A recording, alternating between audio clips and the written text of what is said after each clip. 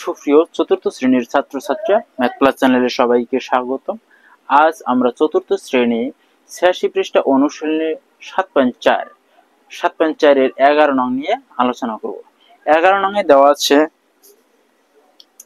রাছেলের কাছে 45টি আপেল ও 18টি কমলা আছে। রাসেল কোনো আপেল বা কমলা অবশিষ্ট না রেখে যত বেশি সম্ভব শিশুর মধ্যে এমন ভাবে ভাগ করে দিতে চায় যাতে প্রত্যেকে সমান সংখ্যক আপেল ও কমলা পায়। রাসেল কতজন শিশুর মাঝে এগুলো ভাগ করে দিতে পারবে এবং প্রত্যেক শিশু কতটি করে আপেল ও কমলা পাবে? তাহলে রাসেলের কাছে 45টি আপেল, 18টি কমলা। এখানে বলেছে কত জনের ভিতরে ভাগ করে দেওয়া যাবে এবং প্রত্যেক শিশু কতটি করে আপেল এবং কমলা পাবে।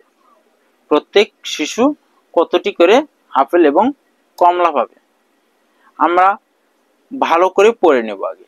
যে রাসেলের কাছে 45টি আপেল ও 18টি কমলা আছে।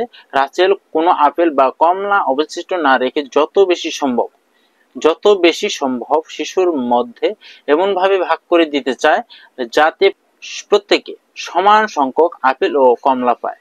রাসেল কতজন শিশুর মাঝে এগুলো ভাগ করে দিতে পারবে এবং প্রত্যেক শিশু কতটি করে আপেল ও কমলা পাবে? বেশি, যত বেশি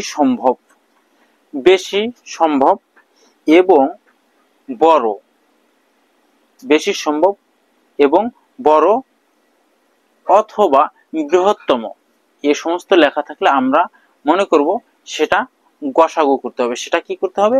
গসাগু করতে হবে। গসাগু অর্থাৎ 45 এবং 18 এদের গুণনীয়ক বের করতে হবে। গসাগু বের করতে হলে আমাদের কি করতে হবে? গুণনীয়ক বের করতে হবে। 45 এর গুণনীয়ক আমরা প্রথমে 45 কে 1 দিয়ে গুণ করব।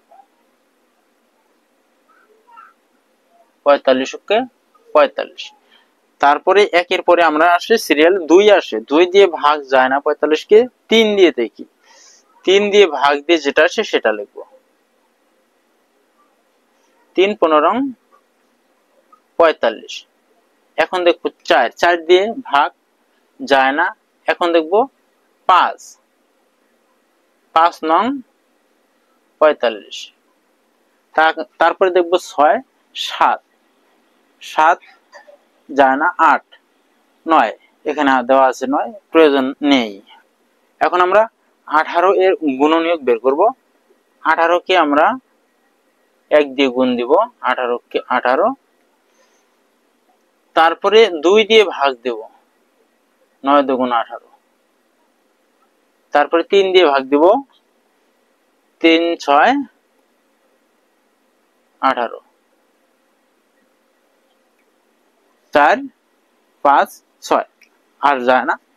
আমরা গুণনীয়ক পেয়েছি। এখন আমাদের 45 এর গুণনীয়ক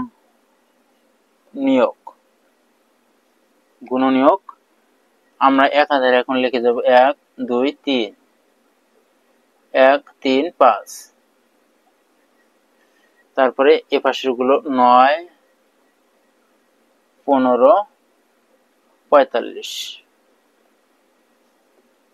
18 এর গুণনীয়ক 1 2 3, 1 2 3, 6 9 18, 6 9 18।